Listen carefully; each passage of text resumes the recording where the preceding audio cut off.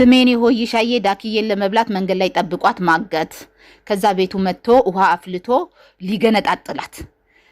እቺ ዳክዬ ነቃችና ደብድባው እንደዚህ ግጥም አርጋ ከእንጨት ጋር አሰረችው አፉን በማስክ ሸፈነችው ከዛ ዞር ስትል ስሜኔ ለማን ይደውላል አንበሳ ቤቱ ሻይ እየጠጣ እየተዝናና ነበር ድረስልኝ ሄልፕ ሚ ስትለው ስሜኔ ታግቶማ እኔ ቁጭ ብዬ ሻይ አልጠጣም ብሎ ትጥቁን ታጥቆ ሲመጣ ይሄንን ነገር ዳክዬ ስሜኔ ሲያወራ ተደብቃ እየሰማች ነበር ከዛ ቀድማ መንገዱን ቆፈረች በቆፈረችበት ጉርጓድ አንበሳ ከነትጥቁ ገባ ወጥመዷ ውስጥ እሱንም እንደዚህ ጎትታ ይዛ መታ ቤቷ እንደገና ስር አርጋ ዞር ስትል ብልጥነች ዞር ትላለች አንበሳ ደግሞ ነብርም ቤቱ እየተዝናና ነበር እርዳኛ አንበሳ ታግተናል እኔና ስሜኔ ሲል አንበሳ ደግሞ ማንን ያመጣል ፓንዳን ይዞ ሲመጣ ይሄንን ነገር ሰማችና እሷ ደግሞ ቀድማ ተጠነቀቀች መንገድ ላይ ምን ታረጋለች ይው